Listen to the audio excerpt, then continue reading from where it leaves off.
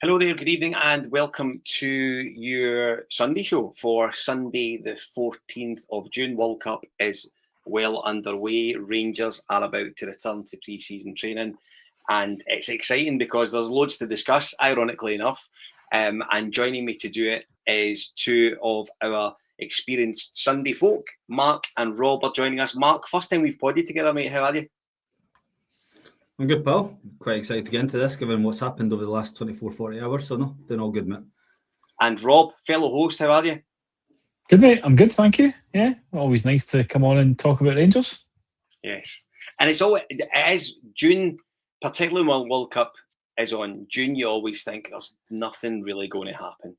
And we obviously know over the course of Rangers land in the last 2 days that it has accelerated to quite a degree. We do expect Derek McInnes to be named officially as the manager probably early next week, and we will speak with ourselves over the next sort of half an hour to 45 minutes. And we'll see how we get on with that. Before we do get on, I do want to pay a personal thank you to our sponsors that have looked after us for the duration of the season: Rhino Express, Cliveview Joinery, Arfield Industrial Solutions, CSD Air Conditioning, Candid, Black Rooster and Art of Gold. Four lads are also proud supporters of the Rangers Youth Development Company. You can visit these guys on allthews.rydc.co.uk to find out what they're all about. Fantastic, I have to say. Really, really good.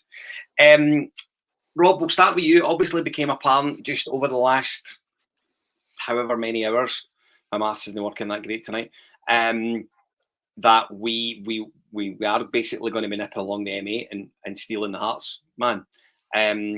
Thoughts on, as opposed to going straight to McInnes actually being the replacement, maybe your thoughts on Röhl going so suddenly after being backed. I mean, the Falkirk game wasn't a long time ago. Andrew Kavanagh in that stand at Falkirk, just around the corner from me, wasn't a long time ago. Him backing Danny Röhl with that dreaded vote of confidence almost that Saturday afternoon was not a long time ago.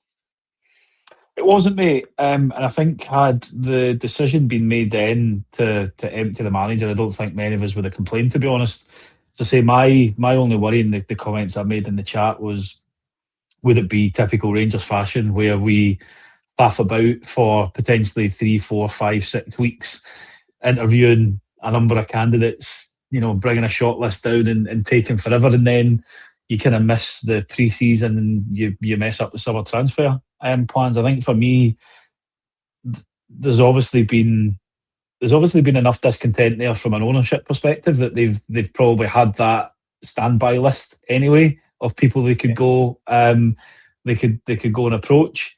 And I think it's probably the right move for Danny Röhl as well, because I think we spoke about this on the Sunday show, that even if he did get the summer and started off with positive results coming back from pre-season, all it was going to take was maybe 1 or 2 results and things were going to turn again. And we'd probably be facing a manager change come the December winter transfer window again, and you don't really want to go into that. At least this gives us a bit of a clean break that allows McInnes to come in, rush his plans for the pre-season, but at least work with him. And because that's really important. You listen to Jermaine Defoe talk about the 55 season. I think the boys mentioned that on the Friday pod.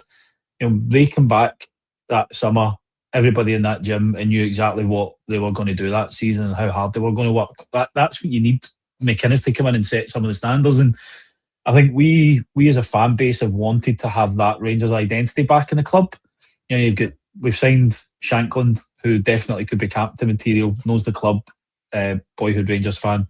We've now got McInnes as manager, who is steeped in the tradition of this club. He's not going to be popular with some of the fans. I was a bit up in the air about it because I felt that when you reject the club, you shouldn't really get another chance. But actually, the more that I've sat and thought about it, I think it's probably the right man at the right time, because we need somebody that is going to make us difficult to beat. We need somebody that's going to get the players working hard, and I definitely think that he's the type of manager that will probably do that. He knows the league well, and it gives me shades of when McLeish joined. And if we can have half the success that Alex McLeish had when he joined the club, then I think we'll be sitting here at the end of the season probably happier than we were at the end of last season. Mark, same question to you, and I'm going to come to you in a second for maybe some alternatives as opposed to sort of Derek McInnes. And look, I think everyone appreciates there's one very, very obvious one that I think the support were maybe keen to see Ibrox, maybe in the first instance, ahead of Derek McInnes indeed. Where do you stand on how this has sort of got from Röhl being backed to, I don't even want to say not being backed, but almost the board not appearing to be hugely fussy that he seems keen to have a discussion with the Austrian mob? No, I think it was one, we'll go back to with the Falkirk game in particular. For me, I think, there was probably a bit of concern across the fan base, and rightly so, when it was announced that, Stephen, that was at that event at Ibrox where they'd also made it clear and publicly that they were going to stand by him. And I think there's quite a bit of discontent there across the fan base. And I think, to your point there, in terms of them not being too concerned, I think they've had sort of a plan B if that was to go ahead. Yeah. I think we've got to look at in terms of the bit of business that's happened over the last 24, 40 hours in particular, getting up to about £4 million compensation, and ballpark will be paying in from between £500,000 to 1.5 for Derek McInnes. So we're still going to be up anything between 3.5 to 2.5 million, which is quite significant. Yeah. Whereas at that point, if we were to get rid of Danny Röhl, then, we'd been also paying compensation. From my point of view, McInnes, I'm quite happy with it. In terms of others, I was pretty strong and vocal about Steven Gerrard, just given his history of the club, etc. But I think to Röhl's point in particular, with that Rangers DNA, I think it's been probably something we've been missing for quite some time now. And I think a matter of setting that standards. And I think you've got to look at Derek McInnes' journey, and even at that time when he was approached in 2017, we were a basket case as a club at that point. We were all over the show. It was a massive risk for him. Again, obviously, as a Rangers man, and should have taken it or not. But I think you've got to look at the position where we were at that point in time as well. We were all over the place. And then it wasn't probably, I think now he's fully developed. At that point, I still don't think he was probably the complete Rangers manager at that point. I think you could probably have seen over the last few seasons in particular, sort of, there's been moments, probably the Hearts game when Celtic played Motherwell, in terms of calling out the referees, etc. We've not had that for some time. Just having a man in balls to actually just say, look, this is where it is, and actually go stand up to the refs or whatever that may be. I think that's something I've been missing for some time. So I think he's evolved. It's probably the right time, right place for McInnes, as Rob alluded to. So now I'm quite excited by it. Like I said, I was in strong favours of Steven Gerrard, but I'm happy with it. I think if you look at Derek McInnes' career in particular, he knows the league inside out. He's had great success given the clubs he's been at as well. I think probably the last one would be in Kilmarnock in particular, given where they were, and get him into Europe in his first season. And obviously the success he had with Hearts, obviously never quite got over the line with it, but I think you've got to allude to sort of budgets he was working with and the success they had. And even I've seen some comments on X about like style of football. The games I watched with Hearts last season, I thought they actually played quite decent football, to be fair. They were quite free-flowing. And if you go back to his Kilmarnock days in particular, I think it's when you've just got to play to your strengths, and he done that. He managed to get great success of it. So no, I'm pretty positive with Derek McInnes coming in, and let's see where it takes us. So the one thing that I was quite wary of was the process dragging on a little bit, Mark. And I'll stick with you on this. I was concerned that it was going to drag right on into, do you know what I mean? Us getting a message that Stevie Smith's taking pre-season when they return at the end of next week. I don't think we can't possibly have that. You can't have Stephen Smith taking these guys when they're all back up later in the week. But so Gerrard, McInnes, I think Muscat would have been a name that would have been mentioned eventually. I expect Rob Edwards, the guy that was at Wolves and successful at Middlesbrough last season, would have been mentioned at some point in the conversation as well. Was there anyone else that you thought could have been someone we could have considered, whether he is in a role at the minute or is searching for something at the minute? Was there anyone else that you would like to see in there? The boy at Palace, but Rob was mentioned earlier, he was tipped with, it was yourself who was saying tipped with AC Milan, but I think it's boy was at Man United before. Yeah. I'd be quite keen on, given his success. Yeah. At Palace. I can't remember his name. That's the one. Yeah. And then Muscat, I think you're right. It'd been probably the usual suspects going round. I wouldn't be opposed to Muscat. I think given the success he's had, but I think it's this point now we've kind of gone round that the European manager, etc. And it's not. I know he's not European, but like overseas manager of some sort. And You know, we've not really had much success probably over the last 5 years or so in the back of it. I think it's right maybe just to flip that in terms of homegrown or British-based.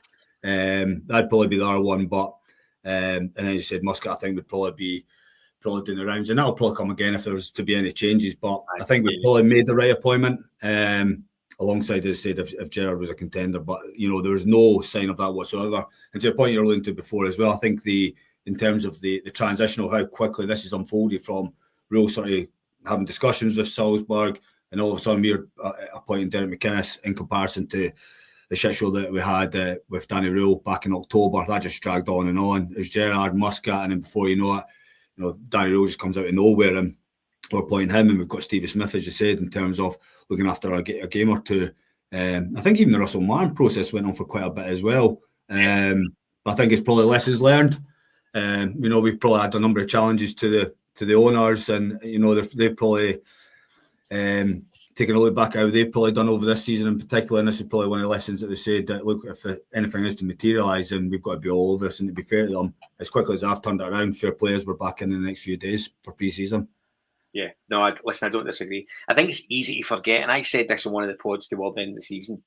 And Rob, I think you mentioned that if Danny, and we're very aware that Danny Röhl hasn't left Rangers yet, so we're very aware he's in position. He was always going to get that first hurdle that he fell at, and then the fans would have been right on top of him, for a variety of different reasons, I think. But the shambles of the split, I think, answered a lot of questions from how Danny Röhl managed that split. He managed the games, and I think that that turned quite a lot of the support. I think because I think, as we know, before going into that match one of the split, the league was absolutely in our hands, so we had a great chance to win.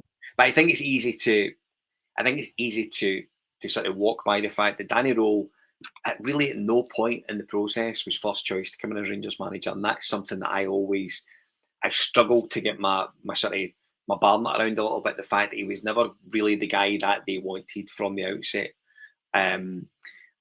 Rob, Mark makes a really good point there when he speaks about the importance of the locality, having someone in the building who, and this is going to sound pithy, right? Rangers DNA, gets it, whether he's either been brought up in the country, whether he's been lucky enough to play for the football club at a successful period. How important do you think that is for the new guy when he comes in? And we do expect that to be Derek McInnes. I think the more, I think we said it for a number of times, the more people we can have within the club, within the backroom team, within the backroom staff that have that Rangers knowledge can only be a beneficial thing. Yeah. Especially when it comes to helping bed new players in. I think the one thing that I prefer with this sort of appointment is we've not gone for a manager who's looking to implement a specific style of play. Yeah. And then, you know, I think what we'll get from McInnes is a manager that will put teams together based on the individuals, rather than about being a philosophy and a mindset that he wants to play a particular way. I anticipate he's going to be a bit like Glasner. You know, if you listen to some of the approaches that Glasner's taken at each of the different teams, he's played different formations there depending on the players that he's had within those teams, because there's no point in trying to rip up everything. You play to the players' strengths that you've got in the door. So I'm hoping that we're going to start to see something like that. And you know, I've seen lots of criticism online about his style of play. Under Walter Smith, Rangers weren't particularly nice to watch. Yeah, you know, there was some seasons where we were terrible from a footballing standpoint, but Walter was an absolutely a magician when it came to getting results. You know, he and that's what we need. We need a manager that is going to come through that door and give these players a bit of a slap in the face and say, "This is a club that you're representing. These are the non-negotiable standards that we demand of you to pick up your paycheck, and that's the bare bloody minimum, guys. You know, here is everything. Here is every player and every success that has gone before you. This is the standard that you've got to get to, and that's the standard you've got to keep, and that's just at a bare minimum. Then you can improve and you can begin to build on that. And I think, you know, Shanklin coming in the door will be able to do that. You know, rumours obviously of people like Lewis Ferguson, etc. Again, another player, dyed in the wool Rangers fan, that would come in and hold those players around him accountable. And that's what we wanted. We wanted people to come through that door with the leadership qualities that know what Rangers are about, so that they can get the best out of the players that we've got sitting there, because there is some talent. Yeah. And I think it's that mixture of the hard work and understanding what they need to do and understanding what it takes to represent the club, and some of the players that are pretty young that can be influenced and that do have a little bit of quality about them, so that we can begin to see more of that come out. But I think from a backroom perspective, it'd be great to have somebody like maybe a Steve Davis or somebody in the backroom team with him. I've always said that he should be part of the backroom staff if he's looking to go into management, because there's a potential Rangers manager one day as well. And I think there's a lot of people that would get behind that, depending on how his career goes. But you can't have too many people inside the club that knows what it means to pull that jersey on, that knows what it means to be a Rangers fan, and that can help restore some of the standards. Because I think all of us would admit they've slipped over the years. Yeah. And the players that have come in don't fully appreciate and understand the pressure and the nuance of playing for a club like Rangers. You know, it's fine if you're playing in the Championship and you come up from a team that doesn't have the pressure of winning every single game. That adds its own different dimension if your fans are expecting you to beat everybody that's in front of you. So it's going to be interesting to see how that transpires into the team. I would anticipate we'd see a much more hard-working side, nobody that's going to leave their runners, and a bit more of an industrious side, which I think all of us would want. It's just how he's going to handle being the manager of our institution now. That's going to be the interesting thing. Do you know what, the backroom stuff is really, really interesting. So I want to bring up a comment here from William Finlay for a couple of reasons. William suggests adding Kevin Thompson or Maurice Ross into the academy. I don't know if he's meaning about having them involved maybe within the first team level, but certainly having them back in. And it kind of speaks to the comment I made earlier on about having guys that have been in there, they've been successful, they've got the lumps and bumps to prove how successful they were when they were at Ibrox for a period. So I think having these guys in the building, Mark, is particularly important. Moreover, for guys, so if you've got guys that are coming from Sweden, for example, who have just plied their trade really well, do you know what I mean? The right back that we're after, for example, has been really good. He knows that if he comes in, there's a good chance he's going to be first choice right back. But realistically, from a knowledge perspective, having that chap maybe have a bit of time to sit with a Kevin Thompson or a Maurice Ross or a Stephen Davis, just to understand what it's all about, would be really unrivaled for their career, wouldn't it? No, absolutely. And I think to the point, in terms of, if you go back to the earlier years where, you know, I mean, we always had a core British squad, didn't we? You know, you go back to talking to Kevin Thompson there, Steve Davis, Barry Ferguson, etc. Knew exactly what it was all about. That's from a player's perspective. These guys have been there, done it, as I said, got a T-shirt, feed that into players, also get an understanding what the club's all about. I think sometimes you need that barrier between the manager and the squad, isn't it? Like, obviously normal assessment, etc. But I think if you've got somebody who, like a Thompson, Maurice Ross, etc., can sort of bounce off in between, it can only be beneficial. You know, I think a lot of fans forget as well, when these players do come from overseas, the first like month or two, they're in hotels, time to get home sorted, all these bits and pieces. So I think sometimes we seem to forget that there's a human element of as well, where they're trying to transition over in the country and then also try to deal with playing for Rangers as well. I think it's absolutely fair where, Rob, I think your point with Steve Davis is probably absolutely spot on. Someone like that calibre. Obviously Barry Ferguson was in the building before. I don't know if he would come back in terms of that sort of capacity, but it's just guys like that who will have a major impact and a major influence on the squad day to day, understand the standards, understand what it means to play for the club, you know, setting that day in and day out. I think for me that'll be absolutely paramount for Derek McInnes to have that sort of sounding board between himself and the squad, and as I said, boys come in and get them an understanding what it's all about. Mark, I'm going to stay with you because one of the things that I think we saw a lot from Hearts last season in their pretty valiant efforts to try and win the league, I have to say. They've got a lot of good players, and I think they've got a lot of players that were better than our players for large portions of the season last year, to be perfectly frank. You look at your Bragas, your Cammy Devlins, we've obviously lifted Shanklin along.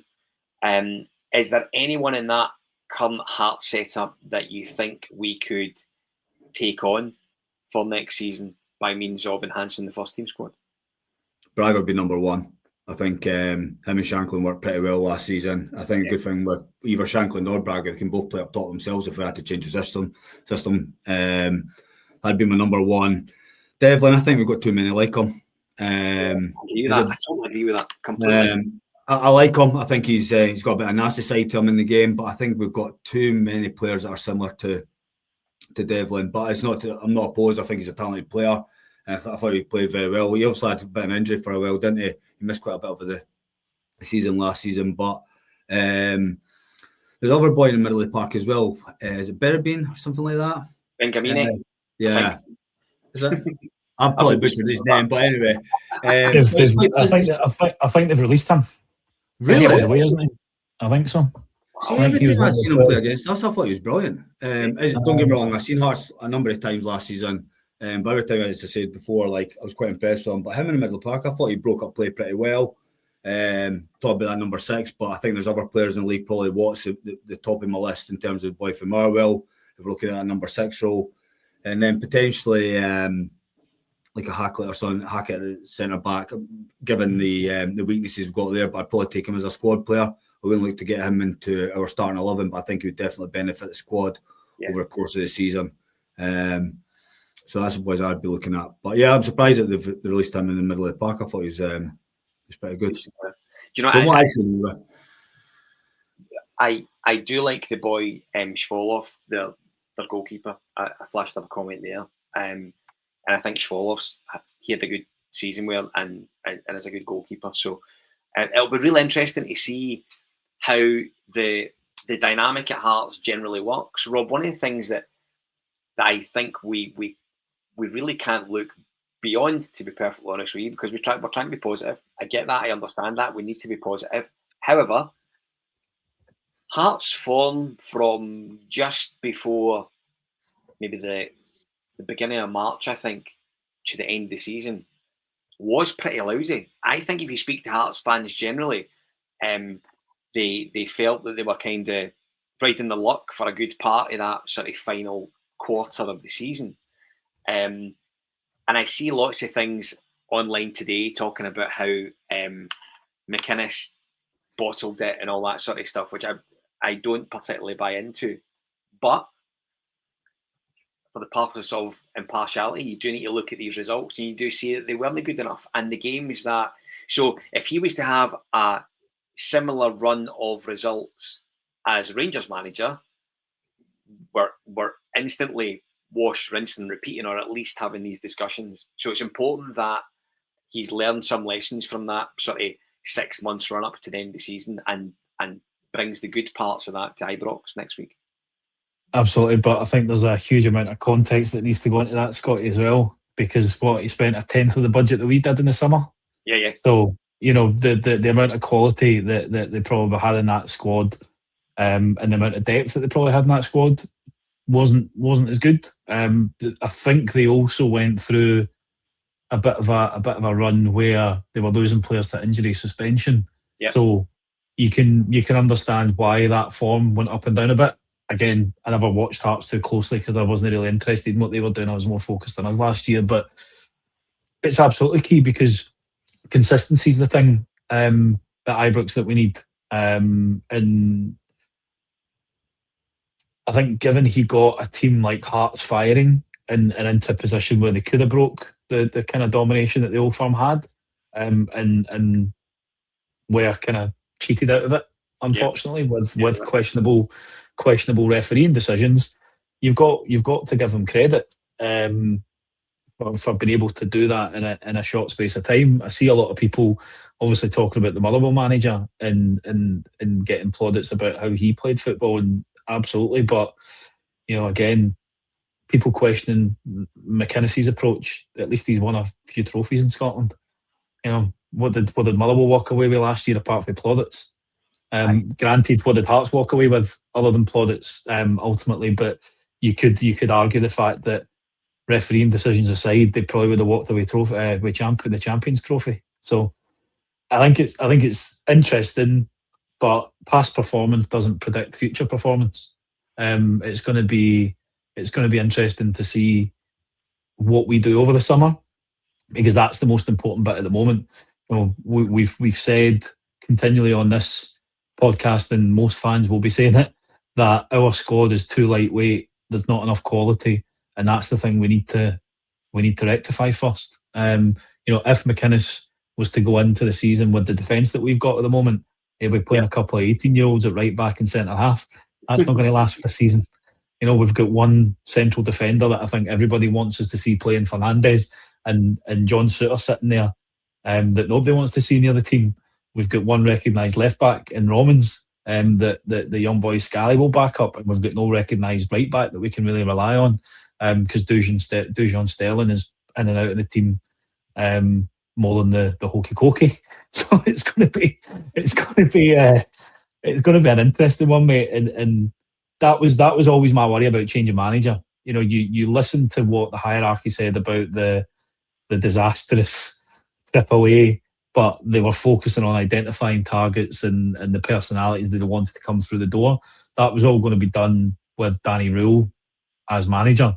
It's how quickly can we now flip that to get what McInnes really wants, and he'll know what our weaknesses and what our strengths are, having scouted us and played against us 4 or 5 times over the course of the season. Yeah. And that's the important bit for me, because you look at the amount of work we've got to do in that team. There is a lot, and we've not got a lot of time to be able to do it. So it's looking at who and what we can get over the line really, really quickly, given that the team are back next week. You know, because ultimately we've got a pre-season coming up, and we all know how critical pre-seasons are. If we don't get players in there to gel, to bond, and to work their backsides off, then towards the end of the season is when you start to see the problems that creates. Rob, I'm going to stick with you, because one of the things that I think we always look for when a new manager comes into Rangers, and we've done it a lot recently, is the support staff. So the sort of the expertise around the manager, because your manager can't know everything. I always remember Steven Gerrard talking about when he arrived, and he brought in Gary Mack and the set piece coach, whose name completely escapes me, but he brought a group of guys around him who were real leaders, experts. Beale, of course, was involved as well at that point. So he brought guys in around him that were close, that could answer the questions that I think Steven Gerrard maybe admitted that he would know the answer to. Is there anyone that you think Derek McInnes will lean on, maybe bring with him from Hearts? I don't know much about the people like Tom Culshaw, thanks Red Wings. I don't know much about his backroom staff at Hearts at all. I know the boy Alan Archibald is in there. I've no idea if he would look to bring him alongside him. There is one that would certainly I'd be happy to mention in a wee while, but I'll wait and see if you want to mention him first. Try to throw me under the bus, mate. Not at all. It's a really interesting one, mate, to be honest, because that's going to be really key to who he gets in about him. You know, I think you've got the likes of Archibald. You know, I seen somebody mentioning, is McInnes maybe going to make an offer to Docherty to come back and be part of his backroom staff? So I don't think those are going to be the right types of individual that we would really want as part of a kind of backroom staff. I mean, Thompson's a really good shout to be part of that setup, because I really like listening to Kevin Thompson talk about football. And I think he has his involvement previously in the youth setup at Ibrox will help him, because he'll know some of the players that have come through. You know, I don't think Stevie Smith has done much wrong from a coaching perspective. He's obviously been part of the setup there, and I'm assuming he's not going to be jetting off to Austria with Danny Röhl and his backroom staff, so he can provide a little bit of continuity there. For me, it's who McInnes thinks he can work well with, but is probably going to be following along people that know the game up here, and you'd imagine the likes of Scott Fry and stuff still going to be here. So it's how many gaps are there going to be available to fill, and then who does McInnes feel are going to be the right people for those jobs. I'm not going to mention the name that you mentioned, so I'll let you do that. Although to be fair, mate, I've just realised that he looks a bit like you. You know, both bald, both Scottish. One could be called a snake. I'm not saying which one. Oh my goodness! But in all seriousness, mate, I think sometimes you've got to separate players and managers. But if Stephen Naismith was to be muted as part of the backroom staff, and I know he's spoken recently about potentially joining Russell Martin's backroom staff. Yep. I think there's going to be a lot of fans that would be unhappy with that. Now, the only thing that would change their opinion on that is if we're winning games of football and we're winning trophies, because I think that sometimes is when things can be forgiven. But I think that would be an extremely dangerous route to go down for Derek McInnes, given there is a section that aren't exactly happy with him at the moment. Yeah. I think that would be a kind of fight he wouldn't want to pick. Perhaps unsurprisingly, and I'm glad you mentioned it rather than me, there's a lot of people in the chat that disagree with you, Robert. Disagree? No, I'm saying it's not a good idea. So I'm not advocating it. I'm just, you know, I genuinely think, oh my God, people are going to love me for this. I think you're right in the first instance, Rob. I think regardless of who your number two is, if you are winning big shiny things, it's okay, because that's what the focus is on. You're ultimately there to win games of football, to win trophies, to make sure that your soldiers on the pitch are getting nice winners' medals come the end of the season. Your backroom staff are there to support that. That's precisely what their job is. And some people will love to hear that Stevie Naismith is a fantastic coach. Some people won't. But the more fantastic people in the building, for me, Mark, the better. And I think if there was an opportunity to get Stevie Naismith in as part of that support staff for Derek McInnes, I personally would support it. Where are you in that? It's a difficult one, is it? Where am I? I wasn't expecting that, but I think to your point, I think if we're winning and stuff like that, I think you can go back to Kenny Miller's probably the last, being with us at Celtic and then obviously coming back. I know that's slightly different in terms of what happened with Naismith back in 2012, etc. But in terms of that hostility when he came back, the thing, scoring a few goals, and he's back to fans absolutely loving him. I think that'll be, if McInnes is going to do it, I think to take the pressure away, we need to start pretty well. I think that has to happen. It's a given anyway, but I think it takes away the noise if we are, or it definitely helps support it. I'm with you. I think if it's going to benefit Rangers in the long run, then I'm not opposed. I think it's just the manner what had obviously happened back then that there's always going to be controversy with it, given what had happened. However, if it's going to make Rangers successful, then I'm all for it. I think the others, in terms of, I think to Ross' point, it depends on who's all leaving when Danny Röhl goes. I know he brought in a couple, etc. But then you've got a set piece coach, that's Scott Fry. I'm not supposing he'll go to the likes of Salzburg as well, so he'll still be about. But I think it'll be important for Derek, in particular, given this is the biggest job that he's ever had. He's experienced, but back to what you're referencing with Gerrard in particular. He won't know everything, and it'll be important he's got a good background team round about him. Yeah. All right. No, listen, I completely agree.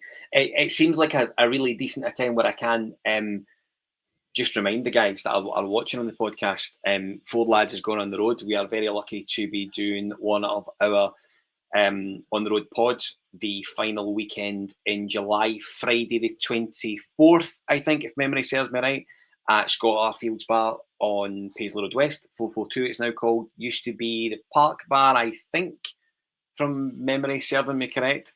And we've been really fortunate enough, we're going to be joined by Kevin Thompson on the night.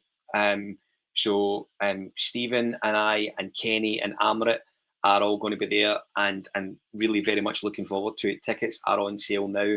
I will try and work out how to post the link in the chat so you guys can have a look at it between now and us signing off in the next wee while. However, if you are keen to get in that night, I suggest you jump on and get tickets as soon as, because they are beginning to sell quite well.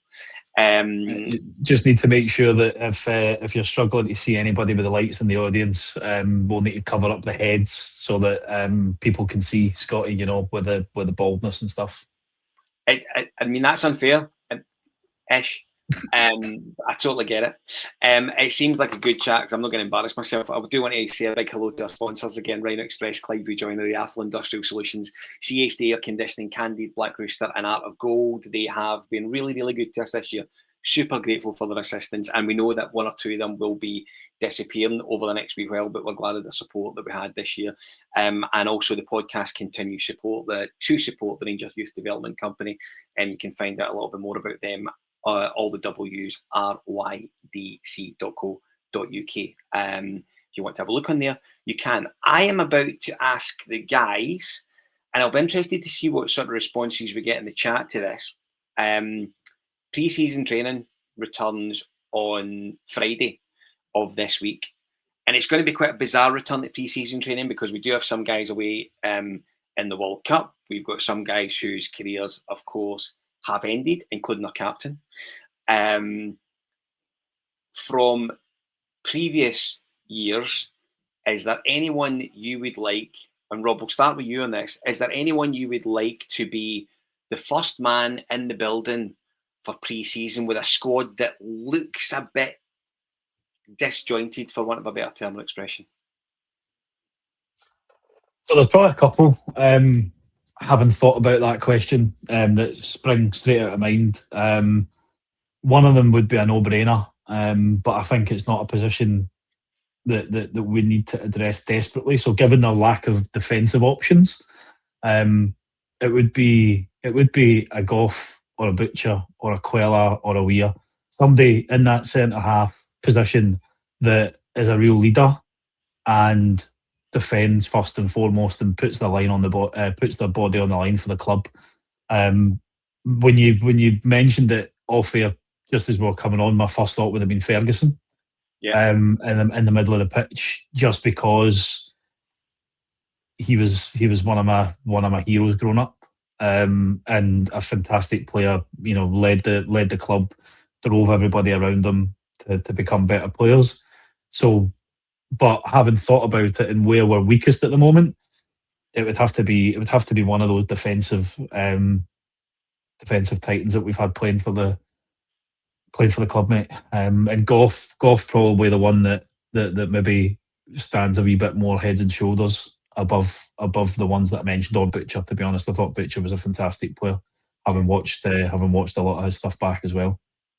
And I should say, Terry Butcher's been all over the telly recently with a really moving documentary, and it feels like a decent time to mention it. If you haven't had the opportunity to look at it, jump on and see it. It is it's quite sobering stuff to watch and listen to someone who was an absolute monster when he played with Rangers, and it's interesting to see him just be normal. And I thought it was it was a brave thing for him to do in the first instance. Fascinating viewing. Mark, maybe the same question to you. If you could pick a player from yesteryear to be the sort of conduit on that day one of return to pre-season, who would it be for you? Similar, Rob, I had a few. When you chucked that question at us before we went live, I'm going to go goalkeeper. I think it's a position that we need to strengthen pretty badly in the summer. It'd be Andy Gorham for me. The best, and I stand by that. I still think he has been the greatest ever goalkeeper for Rangers. I think it's one that we're talking about leadership. I think Goff coming in there, absolutely spot on, Rob. Ferguson, I can imagine it'll be a popular choice. But I think for me, if we're looking at key areas of the pitch that we need to strengthen, Andy Gorham would probably be my first choice. I had another centre half as well as David Weir.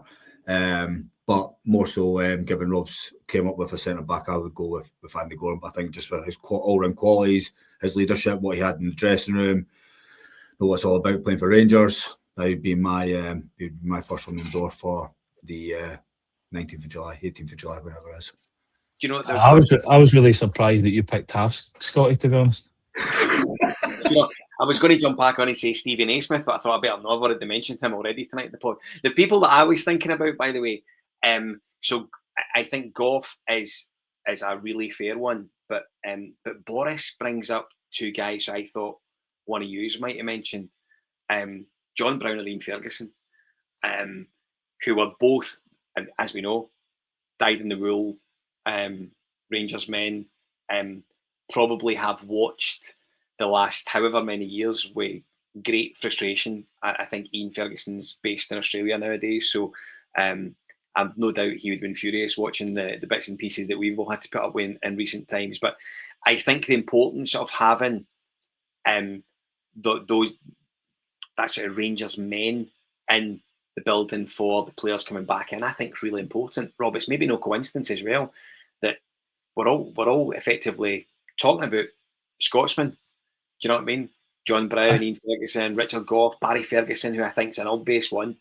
But the importance of having those guys that get it, in air commas, for a time where, as I say, everything just feels a bit disjointed because we know the players that aren't going to be there come Friday morning. Yeah, absolutely, mate. And again, it's why it's positive to see that we've signed Shankland. We're linked with the Scottish left back. What is it, James Penrice? Yeah. The boy Graham for Dundee. Really disappointed that Barney Stewart's off to West Brom. I thought it would have been really good to go and ask the question of him because he looks a really, really interesting player. But it's something that I remember every good Rangers team that I've watched has always had that core of Scottish players that kind of got it and knew what it meant to play for the club and were grafters. Because ultimately you could be the most talented player in the world, but if you don't have grafters around you to do all the dirty and the hard work, you can never show that talent. You can never be a passenger. And it's the one thing that we are desperately missing. We've got too many passengers that think they're really talented and don't want to do the hard work. And we need to flip that. And if it is bringing a core of Scottish boys in to be able to do that, then that's what we need to do. It's one of the reasons why I don't really understand the criticism that Lewis Ferguson gets. Is he going to be the most kind of charismatic and flair kind of midfielder? No, he's not. But if you look at the job he did last night, he was breaking up play most of the time. He was in the right position. He was getting dirty fouls. He was getting the ball and moving it pretty well. That's what you need in a midfielder. You need somebody to roll the sleeves up, take the hits, and just keep getting up and up and up and going on. And we don't have enough of that at the moment. We've got too many shite bags in the team that when the going gets tough, they go into their shell, they go and do their own thing, and they don't think about the team. They only think about themselves. And we need more players that are going to put the team first and themselves second, just like Walter Smith is all, with that quote, he's always said that kind of when you come into this building, this is the only time that you put yourself second. Yeah. I completely agree with that. I just think the importance of having someone in there on Friday when they return that can, and who knows, Derek McInnes might be that person for what it's worth. Do you know what I mean? It may be Derek McInnes. And I think you often look at that person being a big character, a big captain. It sometimes just needs to be someone who has, do you know what I mean, been back and forward to the games, been involved in a team successful. You know what I mean? Derek McInnes worked under the most successful sort of manager in my lifetime under Walter Smith. Do you know what I mean? So he's seen things, he understands things, he'll have undoubtedly been taught things. So to have maybe him in the building to do that job on Friday, I think would be really important. And you're going to get a lot of criticism as well, mate. I just want to just pick it up on that point. People don't remember the state that Aberdeen were in when he went up there. Aye, they were in a terrible state. He managed to get them to 4 cup finals. He won the League Cup with them. They were established as the best of the rest easily.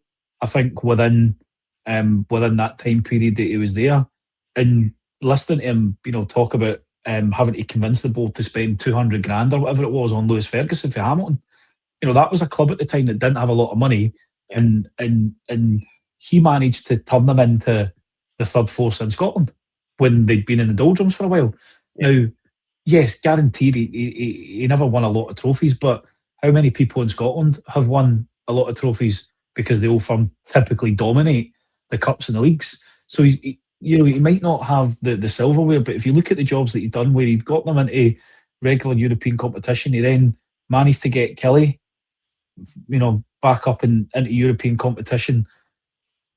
He's a grafter, and he's got skills that we probably need at the moment. He's not the flashiest name. It's somebody that, as I've said before, I wasn't keen on him becoming manager, but the more that I've sat and thought about it, the more that I've looked at it, the more that I think what we need, and is we need this group to get a right good kick up the arse, and he might just be the guy that delivers it. Correct. And I think that's quite fair. I think one or two of them do need a bit of volley, to be perfectly honest with you, because I think the same one or two have got away with not being anything like a standard that they should have been for the last couple of years. Mark, there was a transfer story that broke yesterday that I didn't speak to you about before we came on. I'd like to surprise you guys. Václav Cerny, potentially in the summer, has been mentioned. A yes or no to coming back for him for you? That's a no-brainer for me. I've not seen how he done over last season, but I think from what I seen when he was in the building, and he was a bit of a slow starter, if I remember rightly. But I think his performances at home alongside in Europe as well, I think for me he was pretty positive. I think that's probably something we've missed this season. I think it's been pretty clear in terms of our attacking play. He's quite direct. He gets the ball and he drives at players, and his goal contribution was massive when he was at the club. So it depends on obviously what the fee exactly has been spoken, but I think if it's reasonably priced, we can get him in. Get him in the building. Simple as that. I thought he was excellent. Rob, same one to you, Cerny. It feels like it is an area that, and I'm not getting into the Candace debate, I'm genuinely not, but it does feel like he plays in an area that we've never got someone to play there that looks like you think, he's going to be good for us. I'm quite happy with him. He'll be fine, because we've had Skov Olsen, we've had Gassama, Mikey Moore had to do a spell out there. I think it's easy to maybe discount Finlay Curtis, despite him coming back in the summer. He can play there too. Cerny feels like a nice one to get our hands on if we can possibly do it, however. Absolutely, mate. Absolutely. He didn't have a bad season. I think in Turkey either. He's played over 30 goals, 7 goals, 8 assists. I think you look at the impact that he had when he was at us. He was a really, really good player. Like Mark said, took him a wee while to settle, but I think once he got it, he thrived. It's a position that we need somebody on the right-hand side. If Mikey Moore doesn't come back, you're naturally going to be looking at maybe young Finlay starting at left. So definitely, as a player that if there is an opportunity to sign and that the price is right, then we should go for it the same way we probably should have been looking at Cerny and Sima last year. If they were available, it's really frustrating that the money we gave to Lons, they used to sign Sima. But that is what it is. But hopefully we'll see movement on that. But who knows? There might be somebody even better. You never know. So last wee bit, we've actually got 49 minutes worth of content here. I've not managed how we've done it. But one of the things I would ask, Rob, is the timing of this generally just now. The changing of the manager after expecting not to change the manager. Where does that sort of sit with you? A wee bit. I'm sensing a wee bit frustration from you. Absolutely, mate. I mean, I would have much preferred that this had all been done at the end of the season, and we walked away, and we gave the new manager a bit more time to be able to kind of outline what he wanted from a recruitment standpoint. Now, that's the only issue for me. I think the benefit is news of the link between Röhl and Salzburg coming out, like it was a day later that all of a sudden we were drawing up a 4-man shortlist and we were looking at getting the manager in, now to likely I would imagine tomorrow being announced that Danny's going to go to Austria and McInnes is going to come to Ibrox. Yeah. So from that point of view, it's really good that we've moved quick because we've not lost that much time. And if you remember what Kavanagh said in his kind of post-season address to the nation, that they were going to keep the same transfer committee on the go. So you'll have Dan Purdy, Stiggan Gabionnaby, the manager, and Kavanagh all involved in identifying and securing the targets. The only person that's going to be removed from that is Danny Röhl. The fundamental things that we need in our squad hasn't changed: experience, leadership, and quality. So as long as the players that we are looking at fit into those three categories, regardless of who the manager is, they're going to sign them off. That shouldn't lose us too much time. Yeah. So I think had it dragged on for another 2 weeks, 3 weeks, we were faffing about and interviewing people, and then all of a sudden, there's a large chunk of pre-season gone. At least McInnes can come through the door, gets appointed on Monday, players come back maybe on Friday, gives them 4 days to kind of try and work out what they're going to do pre-season wise and how they're going to start the training, and then pick up and off you go.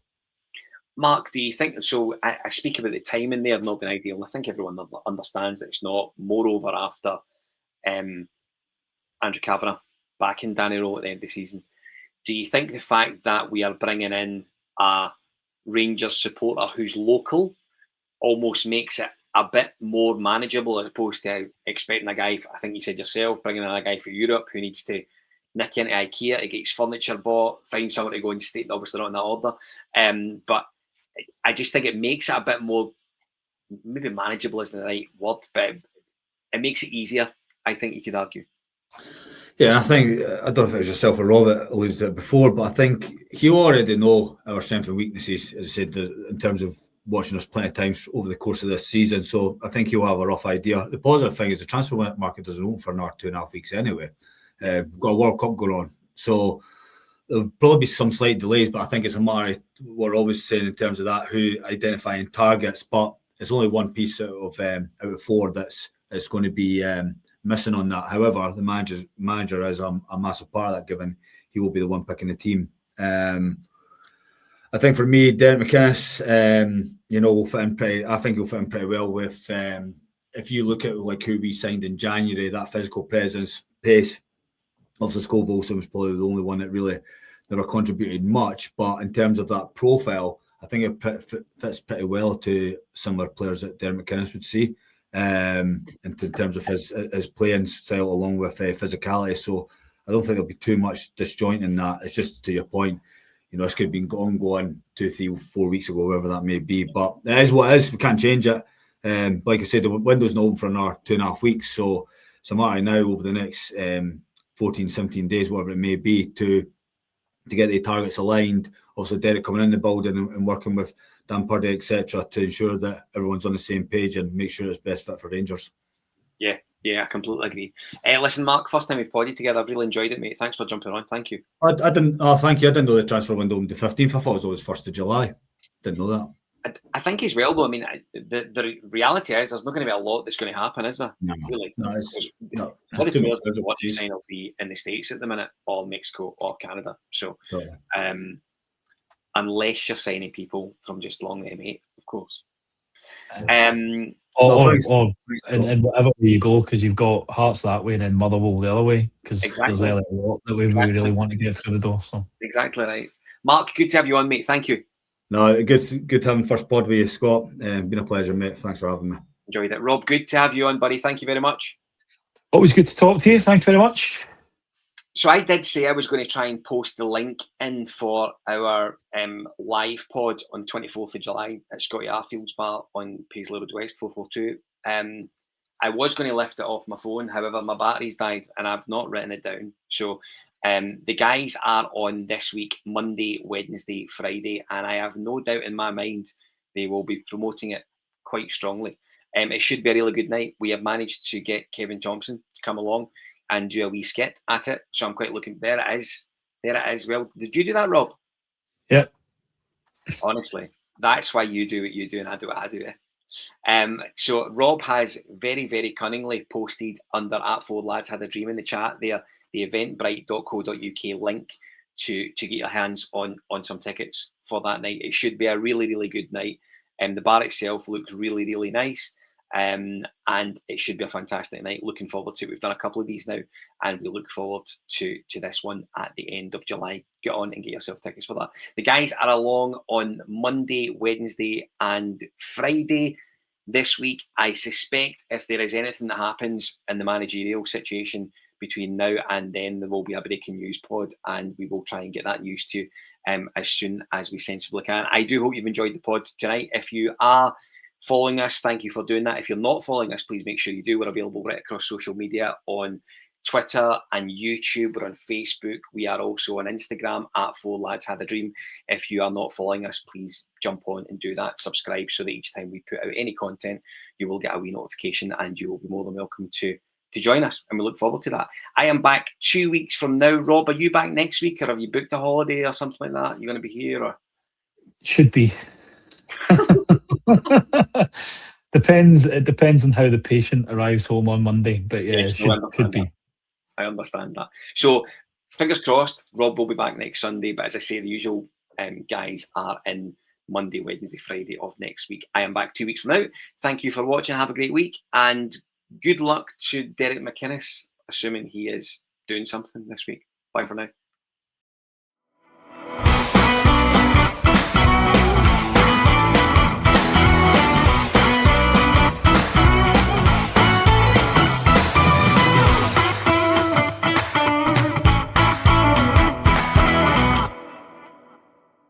The Four Lads podcast is sponsored by Rhino Express, Clydeview Joinery, Athol Industrial Solutions Limited, and CSD Air Conditioning, in partnership with Black Rooster and Art of Gold. Thank you for listening to or watching the podcast. We hope you enjoyed the show.